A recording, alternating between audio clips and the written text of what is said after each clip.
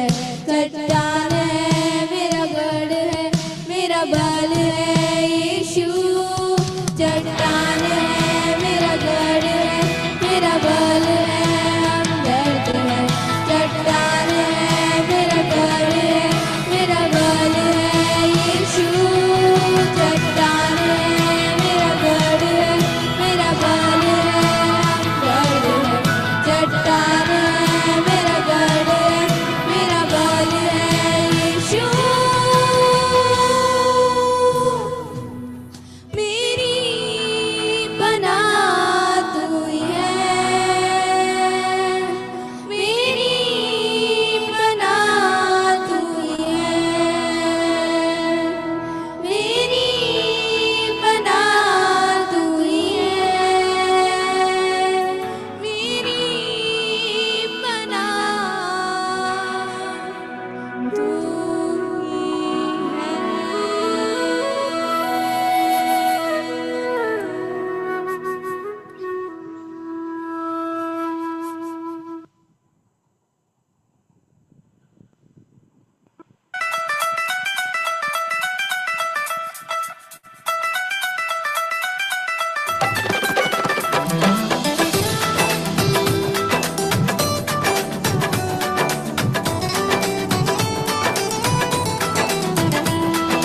यीशु मेरे नाल नाल रंदा ए, डरी ना हो मैनू बस कहंदा ए। यीशु मेरे नाल नाल रंदा ए, डरे ना हो मैनू बस कहंदा ए। फिर क्यों डरा, मैं फिर क्यों डरा, मेरा जिंदा खुदा मेरे नाल है। फिर क्यों डरा, मैं फिर क्यों डरा, मेरा जिंदा खुदा मेरे नाल है।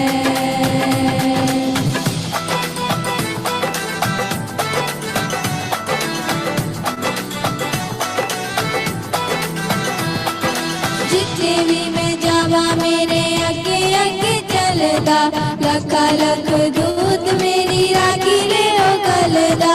जिथे भी मैं जावा मेरे अगे अगे चलदा, लखा लख दूत मेरी राखी ले ओ गलदा।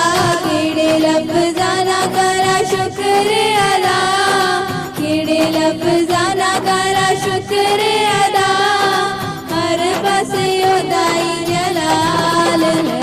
फिर क्यों डरा, मैं फिर क्यों डरा, मेरा जिंदा खुदा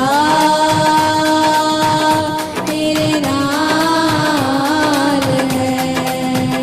फिर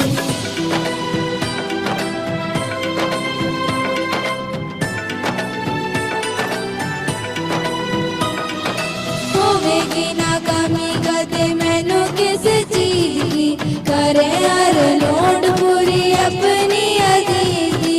होवेगी ना कमी कदे मैनू किस चीज की, करे हर लोड़ पूरी अपनी अजीज की। लभदा है अली जी में घूमी हुई पेड़ नू, लभदा है अली जी में घूमी हुई पेड़ नू, करदा इंज मेरी पाल है। फिर क्यों डरा, मैं फिर क्यों डरा, मेरा जिंदा खुदा मेरे नाल है। यीशु मेरे नाल नाल रंदा ए, डरी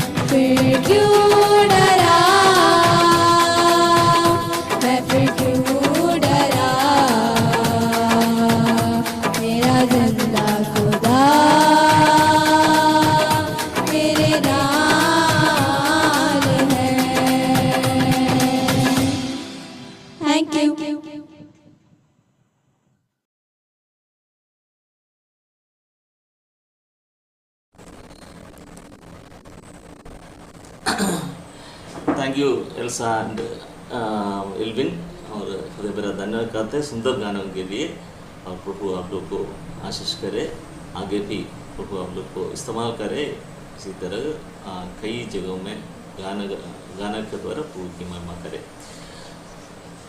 अभी हम लोग भाई माइकल जॉन से अनुरोध, कृपया छोटा सा प्रार्थना कीजिए। आइए दुआ करें।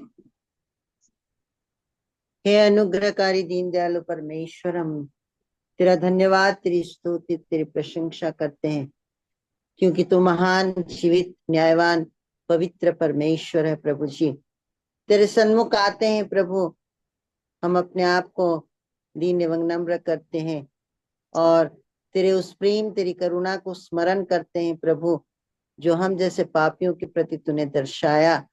अपने प्रिय पुत्र प्रभु यीशु मसीह को हमारे लिए दिया प्रभु, इसके लिए हम तेरा धन्यवाद करते हैं। तो हमारे लिए चिंता क्या, स्वर्ग के सुख को छोड़कर आया, तेरा धन्यवाद करते हैं। धन्यवाद के साथ हम तेरे उस अनुग्रह के सिंहासन के निकट आते हैं और प्रार्थना करते हैं आज के हमारी मनन एवं चिंतन एवं जो भाई तेरे वचन को समझाएंगे, जो तेरे वचन को हिंदी में ट्रांसलेट करेंगे प्रभु, और जो श्रोता तेरे वचन को सुनने के लिए बैठेंगे प्रभु, प्रत्येक के देह मन आत्मा को हम तेरे हाथों में रखते हैं। तेरी आवाज को सुनने के लिए, तेरी इच्छा को और तेरे वचन के ध्यान करने के समय जानने के लिए हमारी सहायता एवं मदद कीजिए।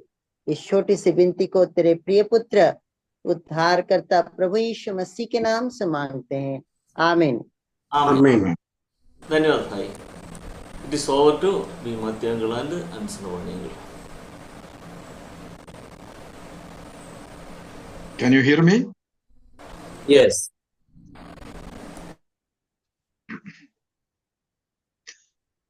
Already brother Jennings told this is the last class in this series of classes. भाई जेनिंग्स ने बताया कि ये इस श्रृंखला के आखिरी अध्ययन रहेगा न्यायों की पुस्तक का। I take this opportunity to thank the Darbanga Assembly and brother Jennings for arranging these meetings. और ये समय है कि दरभंगा कलीसिया को, खास करके भाई जेनिंग्स को धन्यवाद देने का। And also brother Ansarnavadi, who translated most of the messages, and a few others who translated in between. और भाई अनुसरण और इसके साथ भी और कुछ भाई लोगों ने बीच में जो अनुवाद किए, सबों को धन्यवाद देना चाहता हूँ। And also those who attended the meeting. और जिन्होंने इसमें योगदान किए हैं अध्ययन में, सबों को धन्यवाद देता हूँ। And some brothers and sisters were helping us in singing, and even today 2 young sisters sang beautiful songs. All the singers also I want to thank. और जितने भाई लोग, बहन लोग गीतों को गाएं, और आज भी जो छोटे बहनें गीत गाकर सुनाएं, प्रभु की तारीफ किए, सबों को मैं प्रभु का धन्यवाद करता हूँ। In the last class I told I'm going to Andhra Pradesh as planned. I could go and do some ministry there, and I came back yesterday safely. और पिछले बार जैसे मैंने बताया, आंध्र प्रदेश में सेवकाई के लिए गया था और कल सुरक्षित घर में आकर पहुंचा हूं। We have been meditating from the book of Judges these classes. और इन दिनों में हम न्यायों की पुस्तक से अध्ययन कर रहे हैं। The book of Judges and present day assembly situation is very much closely related, we have seen. न्यायों की पुस्तक में जो घटनाएं हैं और आज की कलीसिया का जो अवस्था है, वो करीबन समान है। The God raised leaders like Moses and Joshua died. New generation came in Israel. परमेश्वर के द्वारा नियुक्त नेतृगण जैसे मूसा और यहोशू, उनके मृत्यु के पश्चात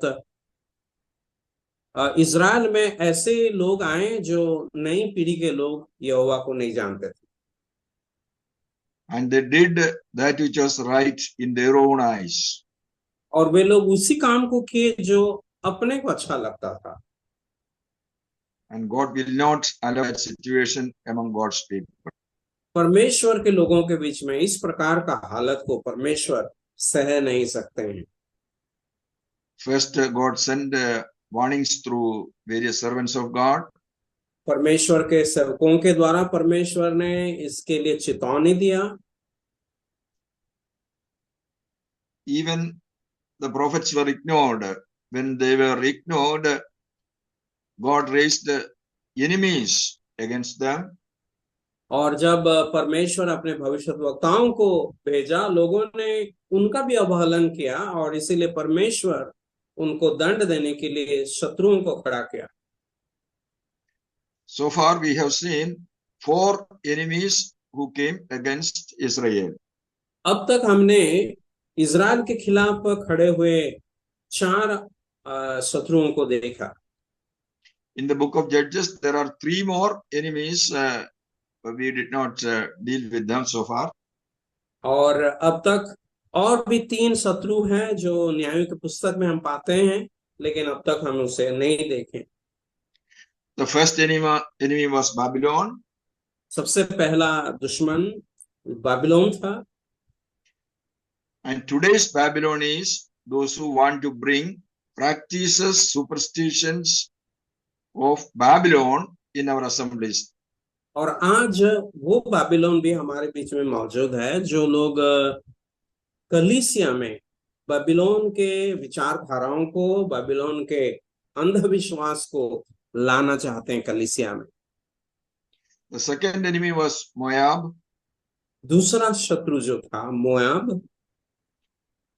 Moab, the children of Lot, they are carnal people. और वे लूत के संतान थे या वंशज थे, वे शारीरिक लोग थे। Today, the carnal people are real problem and enemy of the church. आज शारीरिक लोग जो है वो बड़े समस्या को खड़े करते हैं और कलीसिया के सही दुश्मन है वो लोग।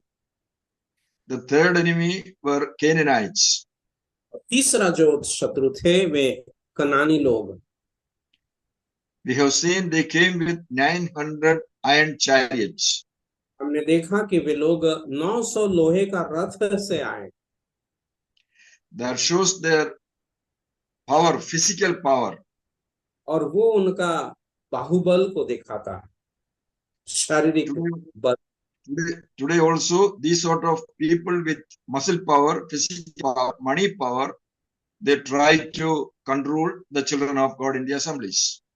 और कलीसिया में प्रभु के लोगों को ऐसे लोग जो कि अपने बाहुबल के द्वारा, अपने अर्थ बल के द्वारा, धन बल के द्वारा कलीसिया को नियंत्रण करना चाहते हैं। And the fourth enemy we have seen, the Midianites. और चौथा जो शत्रु मिदियनियों को हमने देखा। And the meaning we have seen, strife and quarrel. That is the meaning of Midian.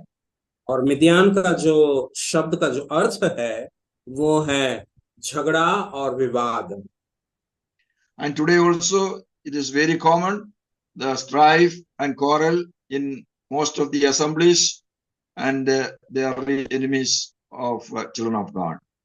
आज भी अधिकारों कलीसिया में झगड़ा और विवाद हम देख सकते हैं और वे परमेश्वर के लोगों के खिलाफ काम करते रहते हैं। And the damage they did in Israel, we have seen all the effort of Israelites. They sow, they manure, put water.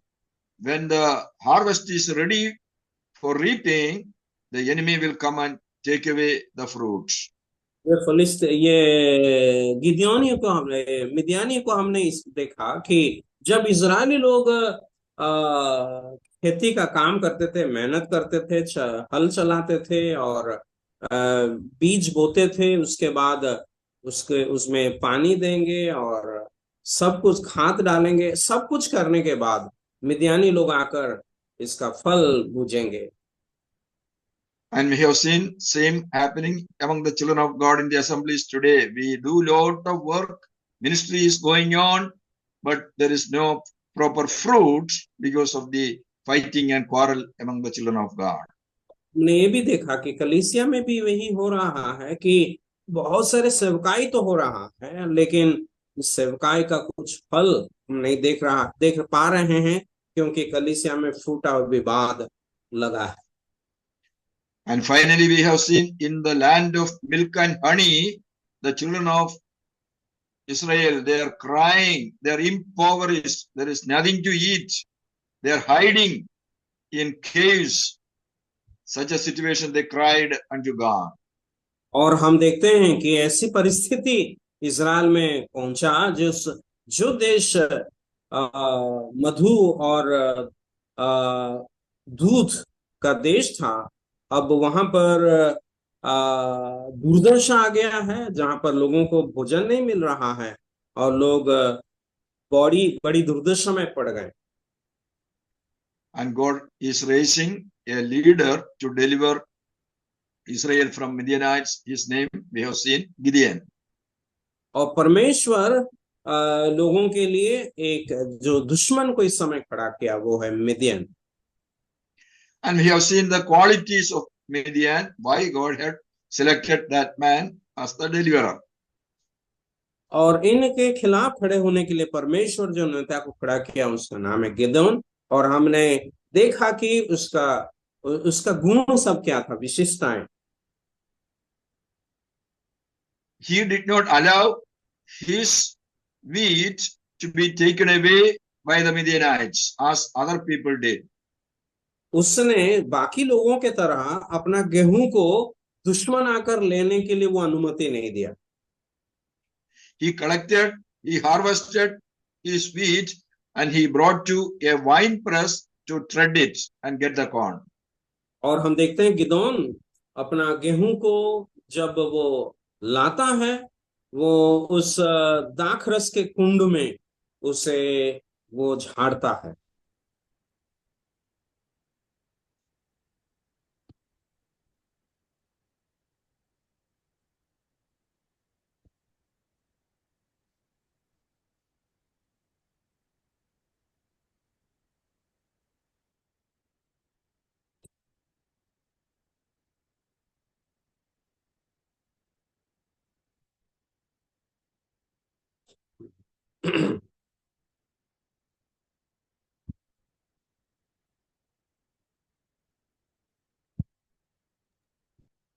Is he cut off? I think No. Uncle's network has problem.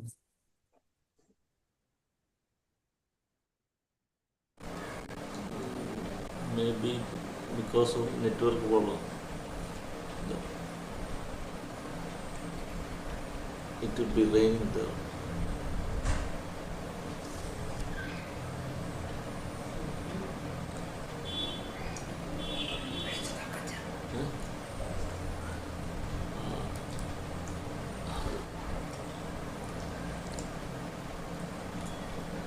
Alex Pai, Alex brother, Sing a song.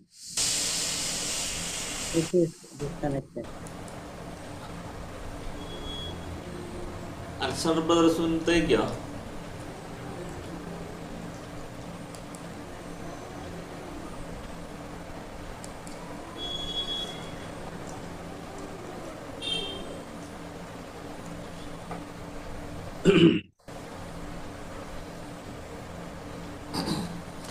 अनुश्रवाणी के लिए गाना गाइए, तब तक हम आ जाएंगे।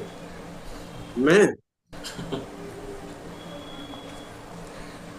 तब यहाँ नहीं। हर दिन हमें चलाता, वो गाना गाइए।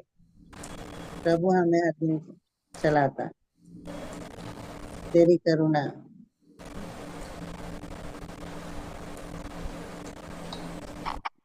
हर पल जो हमें चलाता, उस खुदा की हम महिमा करें।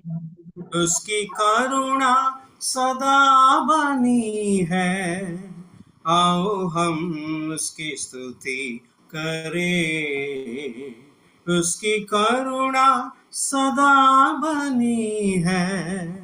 आओ हम उसकी स्तुति करें, हर पल जो हमें चलाता प्रभु जी ने हमको दिया है। आनंद का पल हर एक दिन प्रभु जी ने हमको दिया है। आनंद का पल हर एक दिन, ये भलाइयाँ उसने जो की है हम कभी ना भूल पाएंगे। ये भलाइयाँ उसने जो की है हम कभी ना भूल पाएंगे। हर पल जो हमें चलाता उस खुदा की हम महिमा करें, उसकी करुणा सदा बनी है। आओ हम उसकी स्तुति करें, उसकी करुणा सदा बनी है। आओ हम उसकी स्तुति करें, हर पल जो हमें चलाता प्रभु का वो महान प्रेम जो उस क्रूस पर देखा गया।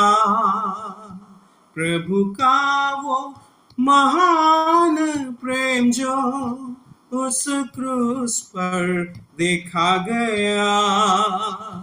उस प्रेम से जो हमें बुलाता आओ हम उसकी वंदना करें।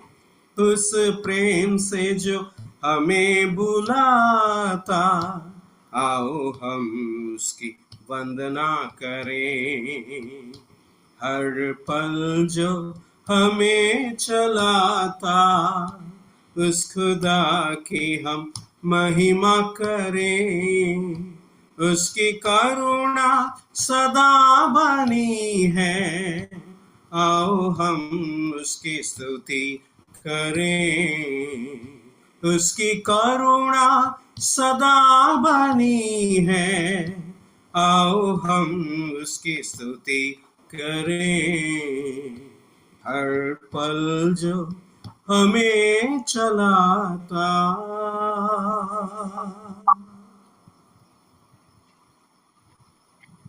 Is it okay now? Yes. Okay. Sorry for the disturbance. No, this is not your problem. Okay. So we have seen Gideon collecting his wheat and bringing to the wine press to thread it. हम देखते हैं गिदोन गेहूं को इकट्ठा करता है और दाखरस के कुंड में लाकर उसे झाड़ता है। So the wheat is the picture of the word of God, and the wine press is the picture of the suffering of Jesus Christ. गेहूं जो है परमेश्वर का वचन का प्रतीक और दाखरस के कुंड जो है हमारा प्रभु यीशु मसीह के दुख और कष्ट, ये यातना। So he is meditating the word of God in the backgrounds of the suffering of the Lord Jesus. प्रभु यीशु मसीह के उस पृष्ठभूमि में रहकर परमेश्वर का वचन को वो मनन करने वाला व्यक्ति है। And such a man is a man of spiritual strength. और ऐसा एक व्यक्ति जो आत्मिक बल का हकदार है। And the angel of God is telling him, in this strength you can go and defeat the Midianites. और यहोवा का दूत उससे कहता है, अपनी इसी शक्ति पर जा और तू इस्राएलियों को मिद्यानियों के हाथ से छुड़ाएगा। Then we find he was a man of worship, and he is offering worship to God. और उसके बाद हमने देखा गिदोन आराधना करने वाला एक व्यक्ति है जो परमेश्वर की आराधना करता है। And the fire came down to consume the offering. That shows that offering was accepted by God. और जो भेंट वो प्रभु को यहोवा को चढ़ाया, आसमान से आग उतर कर उसे छांट लिया। इसका मतलब है कि परमेश्वर ने उस भेंट को या आराधना को ग्रहण किया। So a man of word of God, a man of worship, two important qualities of an overcomer who overcome the enemy. तो जो व्यक्ति शत्रुओं के ऊपर विजय हासिल कर सकता है, उसका जीवन में दो गुण हम देखते हैं। वो परमेश्वर का वचन के पालन करने वाला एक व्यक्ति है और परमेश्वर की आराधना करने वाला एक व्यक्ति है। This is what we have seen in our last class itself. We have seen these things. I was just repeating if there is somebody joined newly. और ये सारे बातों को हम पिछले क्लास में अध्ययन किए थे। मैं सिर्फ इसको दोहराया ताकि जो आज नया से आए हैं उनके लिए लाभदायी होगा। Now we will come to chapter 6 and verse 24. अब हम 6वां अध्याय के 24 आयत की ओर आएंगे। 24। Yeah. तब गिदोन ने वहां यहोवा की एक वेदी बनाकर उसका नाम यहोवा शालोम रखा। वह आज के दिन तक एबीएजरियों के ओपरा में बनी है। He offered a sacrifice. The sacrifice was accepted. That is all right, but that is not enough. जब वो एक भेंट यहोवा को चढ़ाया, उस भेंट यहोवा ने ग्रहण किया, लेकिन उसके लिए वो काफी नहीं था। Worship is not a once for all experience. It should be a continuous experience. मसीह विश्वासी के लिए आराधना एक बार करने से समाप्त नहीं होता है या पूरा नहीं होता है। ये एक विश्वासी के लिए लगातार का एक अनुभव होना आवश्यक है। That is why he is building an altar there to offer sacrifices. इसीलिए गिदोन वहां पर एक वेदी बनाता है ताकि वहां पर वो बलियां चढ़ा सकता है, भेंट चढ़ा सकता है। This altar is very much important in the case of believers worshiping God. और विश्वासी परमेश्वर की आराधना जब करता है उसके जीवन में ये वेदी बहुत ही महत्वपूर्ण है। What is the significance of an altar? एक वेदी का तात्पर्य क्या है? One side there is the sinful man and the other side a holy God. एक तरफ तो हम देखते हैं कि पापी मनुष्य, दूसरे तरफ एक पवित्र परमेश्वर। A sinful man cannot approach a holy God directly. एक पापी मनुष्य पवित्र परमेश्वर के पास नहीं पहुंच सकता। So there should be an altar in between. Only through an altar he can approach a holy God.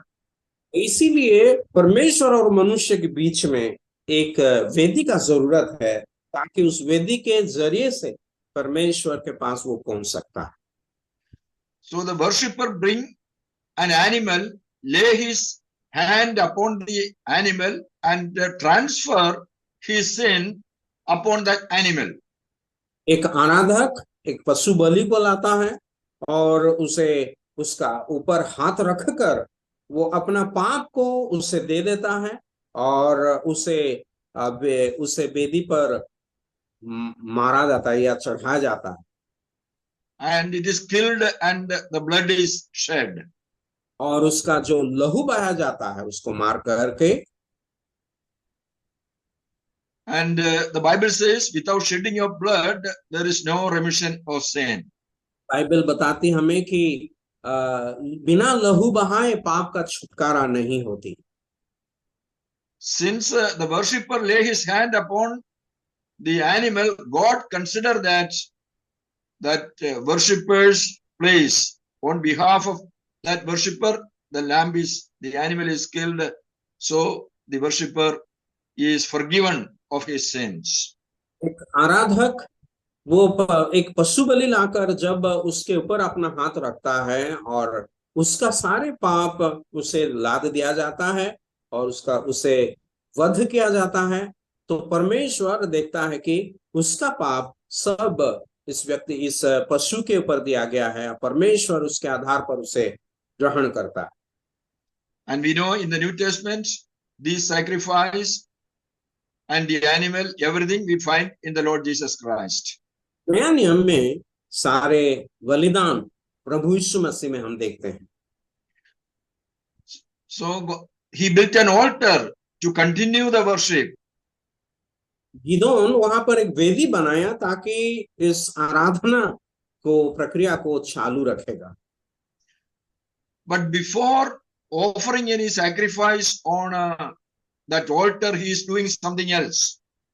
लेकिन उस वेदी पर बलि चढ़ाने के पहले वो और कुछ कर रहा है। What do we read in verse 25? 25 आयत में हम क्या पढ़ते हैं? फिर उसी रात को यहोवा ने गिदोन से कहा, अपने पिता का जवान बैल अर्थात दूसरा 7 वर्ष का बैल ले और बाल की जो वेदी तेरे पिता की है उसे गिरा दे और जो अशेरा देवी उसके पास है उसे काट डाल।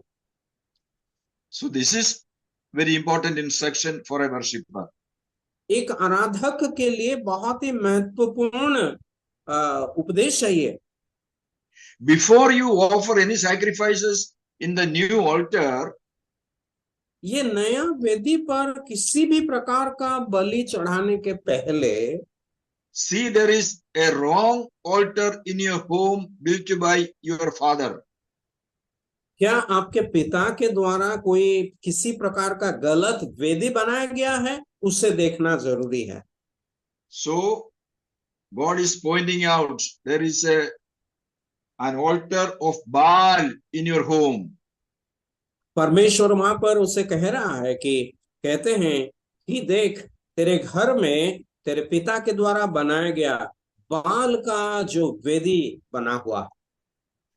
So first of all, you pull it down, destroy that altar. Then only you offer the right type of sacrifice in the altar you made.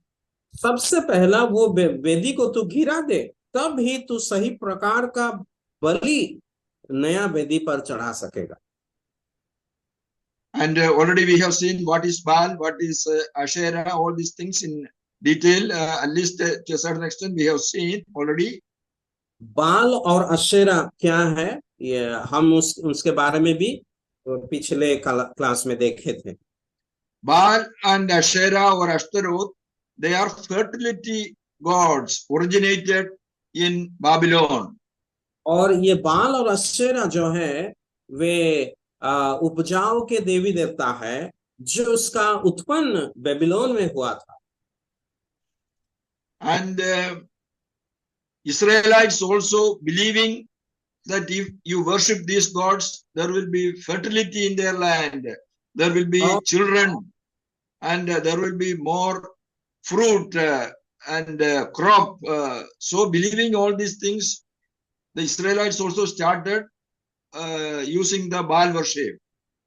और इस्राएल लोगों में भी इस प्रकार का विश्वास प्रचलित रहा कि वे लोग ये सोचे कि अगर इन देवी देवताओं का सेवा किया जाए तो उनका जमीन उपजाऊ होगा, उनका परिवार में भी बच्चे पैदा होंगे और उनका वंश विस्तार होगा इत्यादि, और वे फल धारण करेंगे।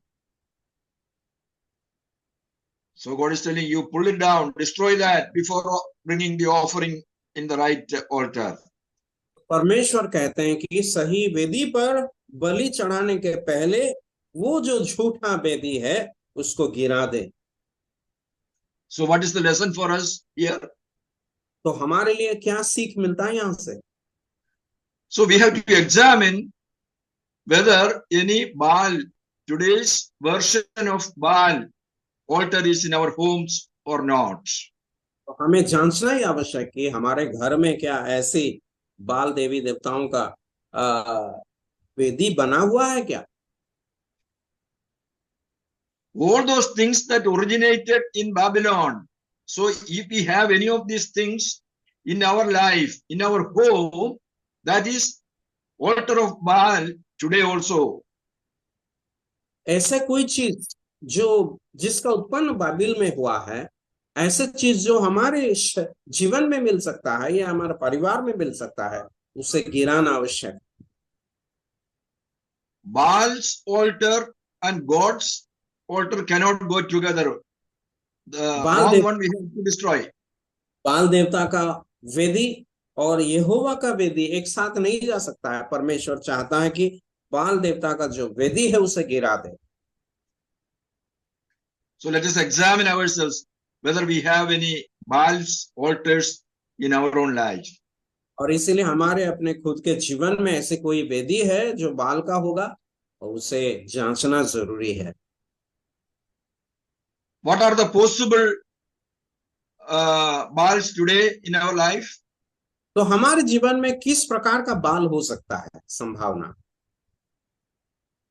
I heard as I travel in many places in India, I heard some people, some believers, even today they have the practice of seeing muhurtam before attending any important function. Yes, मैं जब भारत के अलग अलग संस्थानों में जाकर के पहुंचा, मैंने देखा कि विश्वासियों के बीच में भी ऐसी परंपरा है कि कुछ विशेष काम का शुरुआत करने के पहले वो उस शुभ मुहूर्त को देखते हैं। The elders come and decide the marriage is at 10 o'clock. और जब कलीसिया के प्राचीन लोग आकर के उस विवाह का समय को 10 बजे तय करेंगे, But even 11:30, the people are not going out of the house for the marriage, the bride or the bridegroom.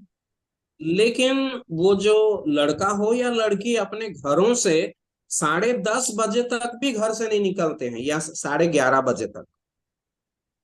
Why they are waiting there? वहां पर क्यों इतना देर कर रहे हैं? They are waiting for somebody.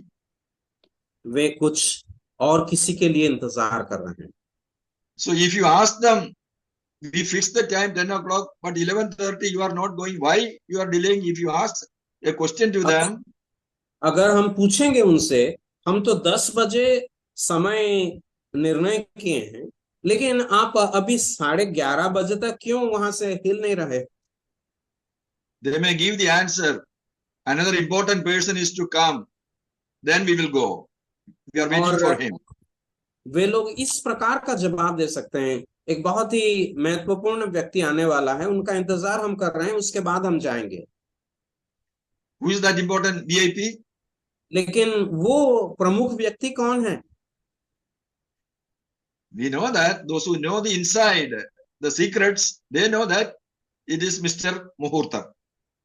और जो लोग इसके अंदरी बात को जानते हैं, वे लोग जानते हैं कि श्रीमान मुहूर्तम, जो मुहूर्त या शुभ मुहूर्त का इंतजार कर रहे हैं। Is it happening among the believers these days? क्या विश्वासियों के बीच में आज ये हो रहा है क्या? Yes, I have personally seen it is happening at least in some places. मैं व्यक्तिगत तौर पे देखा हूं और कई जगहों में ये हो रहा है। That is today's Baal, one type of Baal.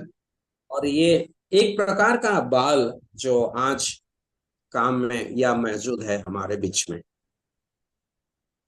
Then there is some people who look for the horoscope, the star. They see in the paper there is horoscope coming.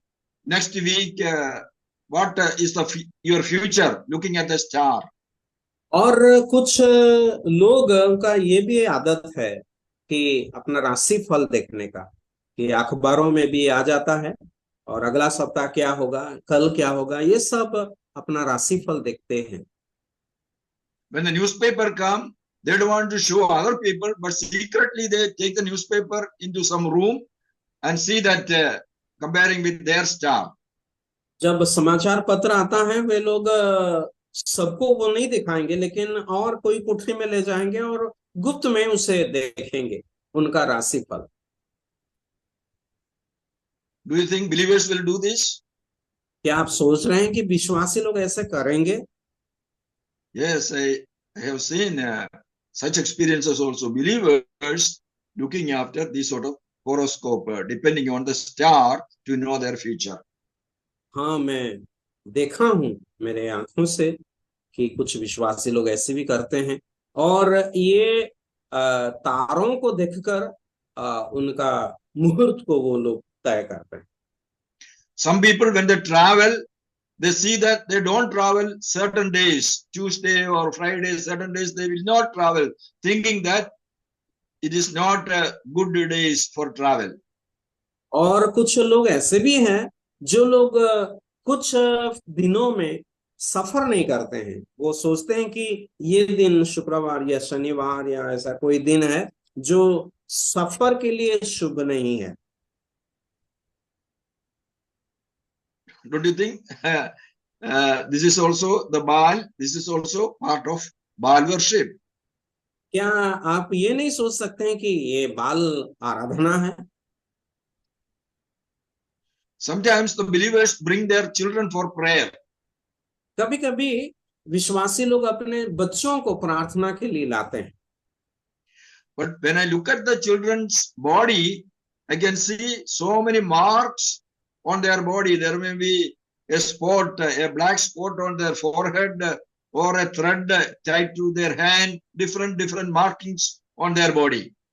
और जब हम देखेंगे उस बच्चा को या बच्ची को जो लाते हैं प्रार्थना के लिए, उसको ध्यान पूर्वक हम देखेंगे तो उसके माथे पर कोई टीका रहेगा या बिंदी रहेगा या हाथ में कोई रस्सी बांधा होगा इत्यादि। So I ask them, what is this? Where did you get this? Is it there in the Bible? और अगर हम पूछेंगे क्या आपने बाइबल में इन सारे चीजों को पाया है, कहाँ से मिला तुमको? So these people, I don't know whether they understand or not, but maybe to please other relatives, I don't know, but they apply these markings on their children's body. और मुझे पता नहीं ये लोग समझते हैं कि नहीं, लेकिन दूसरों को प्रसन्न करने के लिए ये सारे चिन्ह अपने बच्चों को देते हैं या बच्चों के शरीर पर लगाते हैं। Sometimes even believers hanging coconuts on the in some part of their house, hanging it, thinking that that coconut will bring blessing for their home. और कभी कभी ऐसे भी होता है, कुछ विश्वासी लोग एक नारियल को अपने घर के किसी स्थान में बांध करके रखते हैं। I don't know in North India how far it is applicable, but some places I can see all these things happening. Even I'm not talking about unbelievers. Believers are practicing these things even now. और मुझे पता नहीं उत्तर भारत में सब हो रहा है कि नहीं, लेकिन दक्षिण में तो ये सब हो रहा है। So today's Baal, these are all today's Baal worship happening in our own homes. और ये सारे जो है आज का बाल आराधना हमारे घरों में इस प्रकार से हो रहा है। I gave only few examples. If you closely look, you can find more examples. मैं तो बहुत ही कम उदाहरण दिया हूं, लेकिन आप अगर और भी देखेंगे तो बहुत सारे ऐसे उदाहरण हम देख सकते हैं। First of all, we have to pull down these sort of altars before offering worship in the altar of Jesus Christ. Before offering the right worship, pull down the wrong altars. That is our duty. प्रभु यीशु मसीह के वेदी पर सही प्रकार का भेंट चढ़ाने के लिए सबसे पहले ये जो गलत वेदी है उसे गिराना आवश्यक है।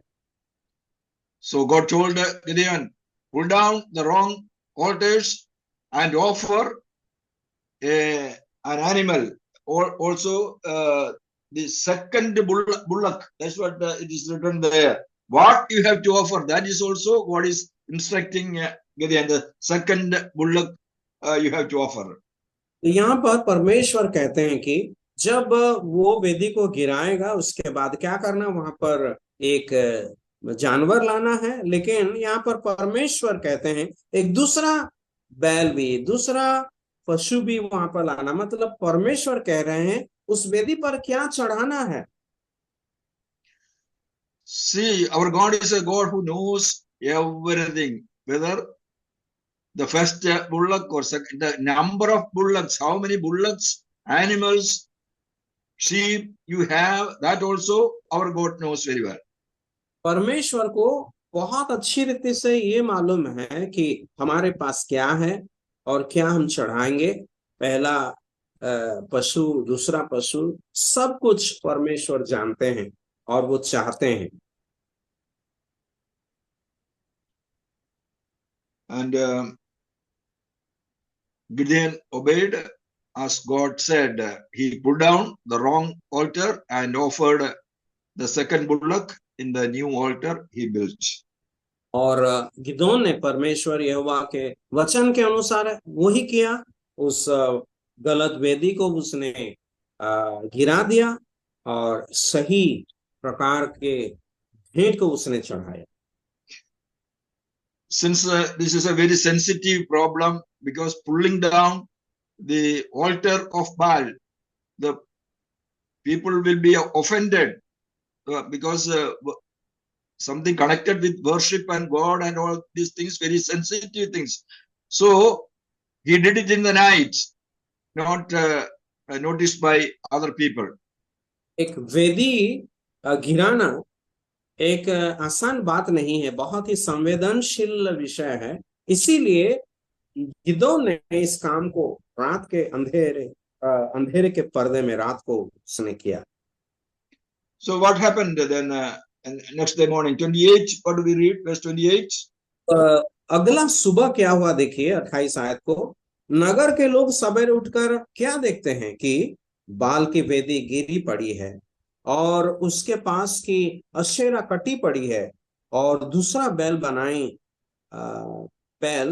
बनाई हुई वेदी पर चढ़ाया हुआ। So the people next day when they got up, they understood their worship, Baal worshipping altar is pulled down and another sacrifice made in the new altar. तो यहाँ पर देखते हैं कि सवेरे जब लोग उठते हैं, गांव के लोग, वो देखते हैं कि वो जो बाल का वेदी है वो गिर पड़ी है और दूसरा एक बैल उसमें चढ़ाया हुआ है जो नया वेदी है। So this is Gideon's father's property. This is happening in Gideon's father's name is Joash. All these things happen in Joash's home. और ये सब उसी जगह में हो रहा है जो कि गिदोन के पिता का संपत्ति है, अधिकार है। मतलब उनका पिता का नाम है योआश और उनके घर में सब हो रहा। So the people are demanding to Joash, the father, you bring your son. It is your son who did all these things, destroying our God's altar and destroying the idol of Baal. Bring your son. He should die. We will kill him. They are telling Joash. और वो लोग सब इकट्ठा होकर के योआश से ये कहते हैं कि तुम्हारा बेटा ने इस काम को किया है, इसलिए उसे लाओ, हम उसको हत्या करेंगे, उसे मार डालेंगे। But Joash gave a very wise answer. लेकिन योआश ने उनको बहुत ही बुद्धिमानी का एक जवाब उत्तर दिया। Joash told, we are dealing with God. So this is something with God. So let God handle this matter. Why human beings should come to help God? Let God settle this matter. He's answering. तो वो योआश ने इस प्रकार उत्तर दिया कि ये तो ईश्वर का काम है, ईश्वर का काम है। अगर ईश्वर का काम है तो ईश्वर उसके लिए लड़ेगा, तुम्हें इसके लिए लड़ने का क्या जरूरत। So the great lesson here, in the name of God, man who is fighting and quarreling these days everywhere, they don't allow God to take control of this matter. और यहाँ पर एक सीख है कि लोग आज परमेश्वर के नाम पे, ईश्वर के नाम में जो सारे वाद विवाद करते हैं, झगड़ा करते हैं, हम देखते हैं कि ये सारे बातों को परमेश्वर के पास पहुंचाया जाना आवश्यक है। and a lot of enemies are rising to fight against Gideon. और गिदियोन के खिलाफ बहुत सारे दुश्मन खड़े हो रहे हैं विवाद करने के लिए, युद्ध करने के लिए। And Gideon also trying to assemble a group of soldiers to fight against the enemy Midianites. और गिदोन भी जो उस मिदियोनियों के खिलाफ लड़ने के लिए वो तत्पर हो जाता है। We find lot of people gathered by the side of Israelites. Some 32,000 people gathered to fight against Israel. और इस्राएल against Midianites.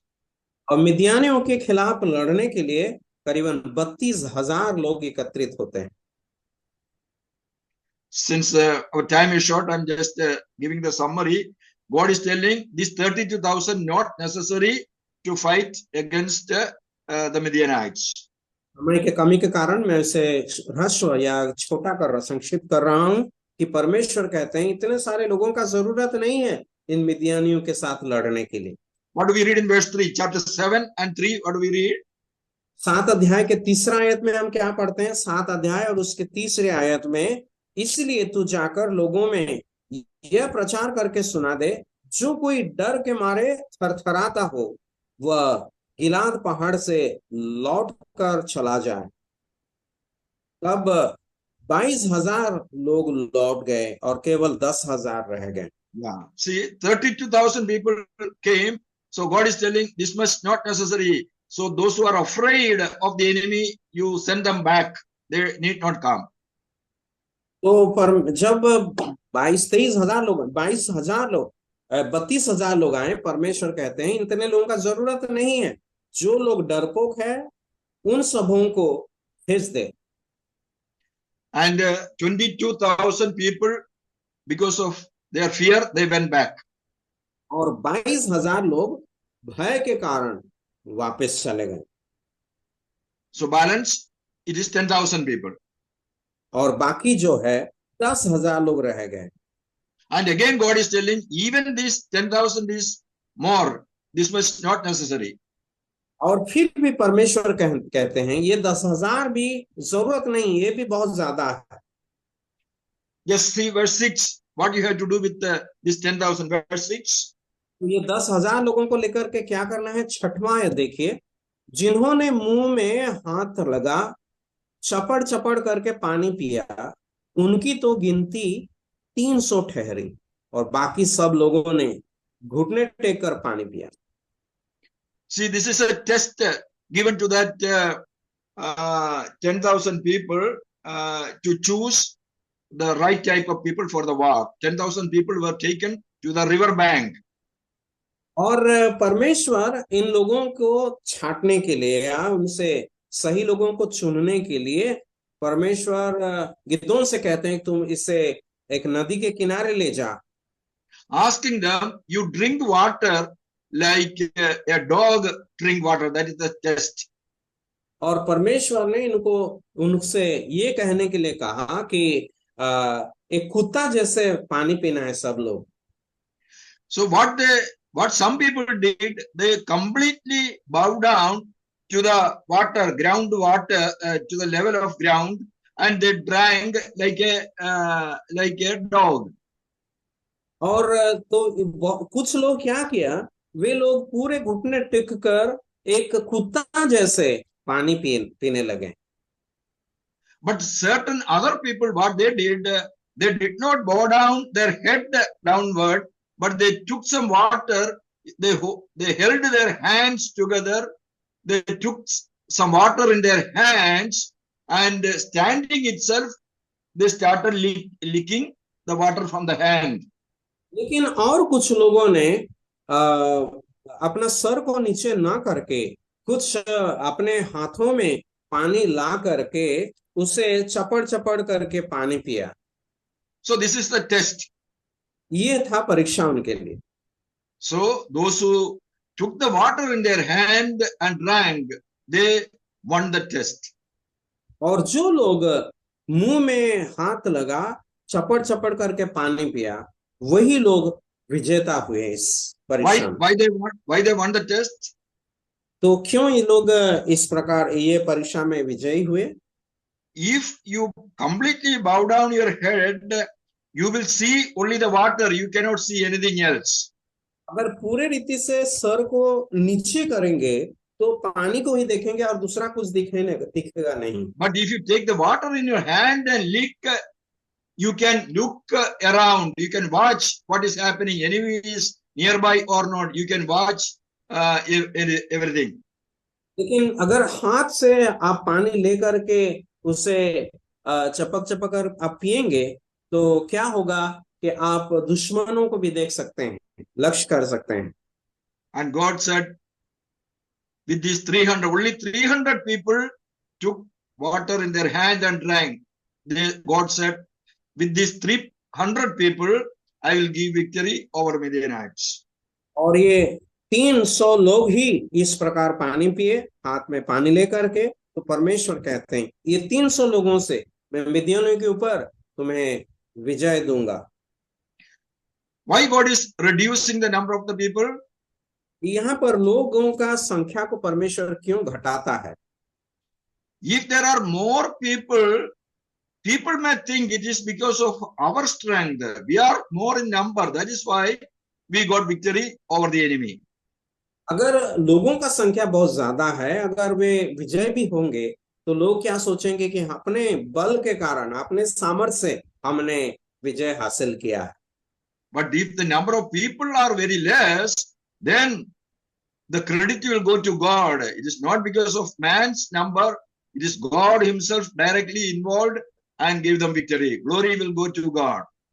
लेकिन लोगों का गिनती अगर संख्या अगर कम है तो लोगों को ये समझ में आएगा कि परमेश्वर ने ही इस काम को किया है और सारे तारीफ बड़ाई परमेश्वर का होगा। And next is arranging these 300 for the war. उसके बाद ये 300 लोगों को युद्ध के लिए तैयार करना। Just see verse 16. 16 आयत हम पढ़ेंगे। 16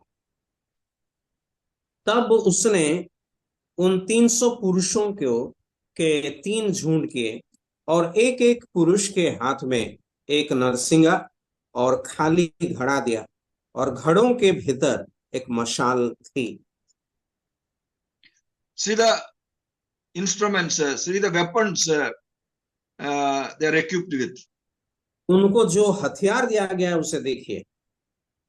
A trumpet, a pot or a pitcher, and lamb. एक नरसिंगा, एक खाली घड़ा और एक मशाल। Very strange. Not even a sword is mentioned here. Only strange weapon they are using. एक मतलब एक तलवार भी उसे दिया नहीं गया और बहुत ही अद्भुत रीति का ये हथियार। See verse 20, how they wage the war in verse 20. और 20 आयत में हम देखेंगे कि कैसे वे लोग युद्ध किए।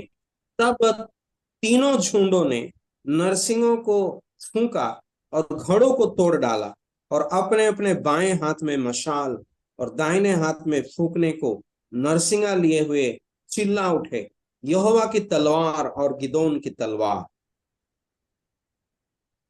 See, they blew the trumpets and they smashed the pot and took out the lamb from inside the pot. और हम देखते हैं वे लोग नरसिंगा को फूंके और अपने अपने हाथ में जो घड़ों था उसे तोड़ डाला ताकि अंदर में जो मशाल छिपा हुआ था वो दिखेगा। So in the night, all on a sudden, around the Midianites, they are coming in 3 groups, 100 people each. They coming from different direction, and suddenly this is happening. Big trumpet sound and lights everywhere, and total confusion in that camp of Midian. और रात के समय में जब मिद्यानी लोग एक मैदान में हैं, वहां पर हम देखते हैं ये इजरायली लोग 100 करके झुंड में 3 झुंड आकर अलग अलग दिशा में वो आकर के नरसिंगा फूंकते हैं और अपने हाथ में मशाल लेकर के आते हैं। And in verse 22, और 22 आयत हम पढ़ेंगे। और उन्होंने 300 नरसिंगा को फूंका और यहोवा ने एक एक पुरुष की तलवार उसके संगी और सब सेना पर चलवाई, तो सेना के लोग सरेरा की ओर, बेतशीता की ओर तक और सब्बात के पास के आबेल माहोला तक भाग गए। see the confusion in the camp of Israel, Midian. मिद्यान के जो शिविर छावनी में देखिए किस प्रकार का गड़बड़ी मचा We हुआ है। know this is happening in the night. और ये रात के समय हुआ है। All on a sudden, great sound and trumpet sound and light everywhere. These people are so much confused, enemy Midian. और रात के समय में जब अचानक इतना बड़ा आवाज, नरसिंगा का आवाज सुनाई दिया और बहुत सारे मशाल का जो ज्योति है, वो लोग सब गड़बड़ में पड़ गए। So they got up in the night and started running here and there. और ये सारे मिद्यानी सेना लोग खड़े होकर के भागने लगे। And they started using their own swords against their own people. That's what we read here.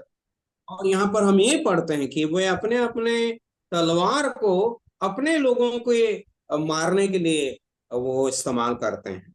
Israel did not bring any sword, इजरायलियों के पास तो कोई हथियार नहीं था, मतलब कोई तलवार नहीं था, but Midian is killing their own people with their own sword. लेकिन मिद्यानी लोग अपने अपने तलवार से अपने लोगों को ही मार डाल रहे हैं।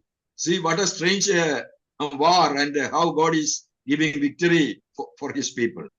इस प्रकार का अद्भुत युद्ध और परमेश्वर कैसे अपने लोगों को विजय देते हैं। And in verse 25, अब 25 आयत देखिए।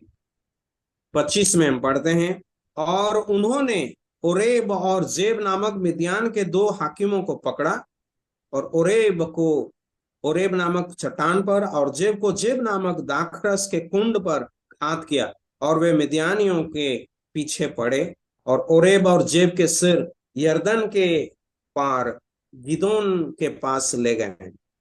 so we read 2 leaders, the princes of Midian. One is Oreb and one is Seb. तो यहाँ पर मिद्यानियों का 2 नेताओं को देखते हैं, जो ओरेब और sieve. The meaning of Oreb is raven, crow, raven, Seb. तो ओरेब का मतलब है, ओरेब नाम का मतलब है कौवा, And the meaning of Seb is wolf. और दूसरा जो है लोमड़ी। So नहीं, both are picture of Satan, और दोनों शैतान का प्रतीक है, because raven is the enemy of dove, the picture of Holy Spirit. और कौवा जो है कबूतर का दुश्मन है, जो पवित्र आत्मा का प्रतीक है। And wolf is the enemy of lamb or sheep. और भेड़ी जो है यहाँ पर जीब का मतलब है भेड़ी, भेड़ी जो है भेड़ का दुश्मन है। And they were caught and brought before Gideon, and they killed him. और ये दोनों को गिदियन के पास लाया गया और दोनों को हत्या किया गया। So very simple weapons, but very meaningful weapons. बहुत ही सरल संसाधन, लेकिन बहुत ही महत्वपूर्ण ये हथियार बना। But what are these weapons today? What is our weapon today in this warfare? लेकिन ये युद्ध में, ये लड़ाई में हमारा हथियार क्या है? Now when we turn to 2 Corinthians chapter 4, जब हम 2 कुरिन्थी 4 अध्याय की ओर जाएंगे, just see 2 Corinthians chapter 4 verses 5, 6 and 7. 2 कुरिन्थी 4 अध्याय के 5, 6 और 7 आयत को पढ़ेंगे। क्योंकि हम अपने ही को नहीं परंतु मसीह यीशु को प्रचार करते हैं कि वह प्रभु है, और अपने विषय में यह कहते हैं कि हम यीशु के कारण तुम्हारा सेवक है, इसीलिए कि परमेश्वर ही है जिसने कहा अंधकार में से ज्योति चमके, और वही हमारे हृदय में चमका कि परमेश्वर की महिमा की पहचान की ज्योति यीशु मसीह के चेहरे से प्रकाशमान हो। परंतु हमारे पास वह धन मिट्टी के बर्तनों में रखा है। यह असीम सामर्थ हमारी ओर से नहीं, वरन परमेश्वर की ओर से ठहरे। Have you seen three weapons today in our spiritual warfare? हमारे आत्मिक युद्ध में ये तीन अलग अलग हथियार को आपने देखा यहाँ पर। For Israel, there was a pot, but for us, we have an earthen vessel. और इस्राएलियों के लिए एक घड़ा था, लेकिन हमारे लिए एक मिट्टी का बर्तन है। That is our own bodies, we know that. और हम जानते हैं कि ये मिट्टी का बर्तन अपने हमारा खुद का शरीर या देह है। And for Israel, there was a lamb. इस्राएलियों के लिए एक ज्योति था या मशाल था। But we have the gospel lamp hidden in our own hearts, the light of the gospel. लेकिन हमारे हृदय में परमेश्वर के सुसमाचार का जो ज्योति है वो हमारे हृदय में है। Israel had a trumpet, but we have the gospel trumpet which we have to proclaim to the world. इस्राएलियों के पास एक नरसिंगा था और हमारे पास सुसमाचार का नरसिंगा है जो हमें फूंकना चाहिए हर जगह में। So all the weapons Israel had, we also have the same weapons in the spiritual sense. और इस्राएलियों के पास जो सारे हथियार था, हमारे पास भी वही आत्मिक संसाधन है। The problem is, if the light is to come out, if the lamp is to come out, the picture or the pot is to be broken. अगर वो मशाल का ज्योति जो है प्रकाशमान होना है, तो सबसे पहला वो घड़ा को तोड़ना जरूरत है। The same problem with us. If gospel is to come out from our life, our body, which we can say our comforts and our luxuries, our so many things of this world should be broken. Then only the gospel can be brought out from us and brought to the world. अगर सुसमाचार लोगों को सुनाना है, तो हमारा शरीर में या जो सारे सुख है, आराम है, या जो सारे बातों को हमने रखा है अंदर, वो सारे बातों को हमें त्याग करना है, तब ही सुसमाचार हम सुनाने पाएंगे। We want easy life, comfort and luxuries. We don't want any suffering. What happens is the gospel is hidden in our own life. We don't take any sacrifice to take out the gospel from our picture or our vessel. अगर हम कोई त्याग भी करना नहीं चाहेंगे, कोई भी त्याग करने के लिए हम तैयार नहीं रहेंगे, तो हमारे जीवन में जो सुसमाचार का ज्योति छिपा हुआ है वो ऐसा ही रहेगा और सुसमाचार दूसरों तक नहीं पहुंच पाए। The light of the gospel is given to us. Don't keep it idle in our own life. We have to take it out. सुसमाचार हमें दिया गया है और हमारे जीवन में छिपी हुई है, और इसे अपने लिए रखना, दूसरों को देना जरूरी है। So with these thoughts, we will close the study of Gideon and the victory over the Midianites. और इतनों में से हम न्यायों के पुस्तक से अध्ययन को समाप्त करेंगे, ताकि गिदोन के जीवन में और मिद्यानियों के संबंधित संघर्ष में और प्रभु हम सबों को इन अध्ययन के द्वारा आशीष देवे। May the Lord add his blessings upon the portions that we have meditated. हम जो सारे आयतों को मनन के अध्ययन के सारे अध्ययन में परमेश्वर का आशीष बनी रहे। Once again, thank you all for your cooperation and attending the meeting. और इस सभाओं में जोड़ने के लिए आप लोगों को धन्यवाद देना चाहता हूं और सुनने के लिए।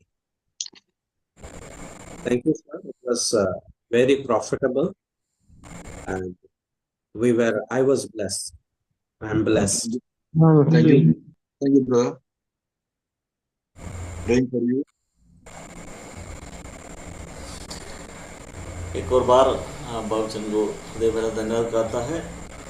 कई स्पिरिचुअल लेसन्स हम लोग को मिला, खासतौर पर कंडम्बरी कलिसिया में भी हो रहे, और कई तरह का अंधविश्वास हमारे कलिसिया के लोगों में भी है, और इसको दूर करेंगे तो भी हमारा आत्मिक जीवन धन्य हो जाएगा।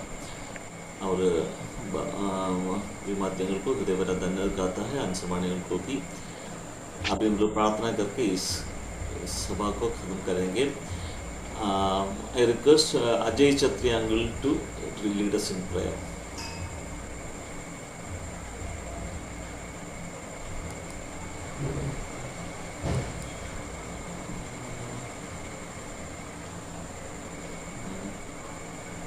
Teacher triangle is not there.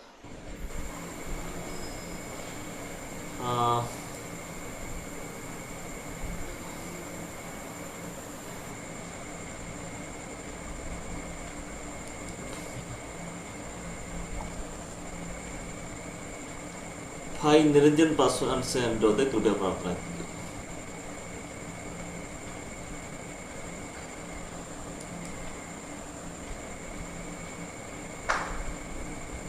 मेरी आवाज आ रही है भैया? हाँ, ओके, प्रार्थना कीजिए। आइए प्रार्थना करें। सर्वशक्तिमान दयालु करुणामय प्रेमी पिता, धन्यवाद के साथ एक बार फिर से हम आपके पवित्र करुणा आते हैं। धन्यवाद देते हैं प्रभु जी आपके प्रेम और करुणा के लिए। आपके दास के द्वारा प्रभु जी न्यायों की पुस्तक से आज आखिरी अध्ययन देख रहे थे प्रभु जी, गिदोन के जीवन से संबंधित बातों को प्रभु हमने देखा। कई बात को प्रभु अपने दास के द्वारा प्रभु आपने बताया। हम इसके लिए हृदय से धन्यवाद देते हैं। सारी महिमा आपको देते प्रभु जी। अच्छा नेटवर्क दिया, नहीं होने दिया, और प्रभु जितने भी ये लोग जुड़े थे तो प्रभु लाभान्वित हुआ है जीवन में, और इसके अनुसार अपने जीवन को आशीष में होने के लिए प्रभु आप आशीष करें। और गुजराल के कलिसिया को, सेवकाई को, रघुनाथ की कलिसिया को, और जितने भी लोग जुड़े हैं हम सबको खास करके प्रभु आपके चरणों रखते हैं और धन्यवाद देते हैं। और भैया को भी प्रभु आपका हुक्म देते हैं, सारी बातें प्रभु आपके नाम से महिमा हो। और जो भिलाई के जो दोनों बहनें देखिए जो गाय प्रभु सुंदर आपकी महिमा के लिए, उसके लिए भी प्रार्थना करते हैं। तो उसके भविष्य के लिए प्रभु प्रार्थना करते हैं, तो उसके पढ़ाई लिखाई में मदद करें, सहायता करें। तो फिर से आपके दास और सुनने वाले सभी लोगों को आपके चरणों में रखते हुए और आपके सभा से होने दिया, सब बातों के लिए आपको धन्यवाद देते हुए प्रार्थना शीघ्र आने वाला तो इस मसीह को मसीह के नाम से प्रार्थना मांगते पिताजी, सुनिए और स्वीकार कीजिए। आमीन। आमीन। धन्यवाद।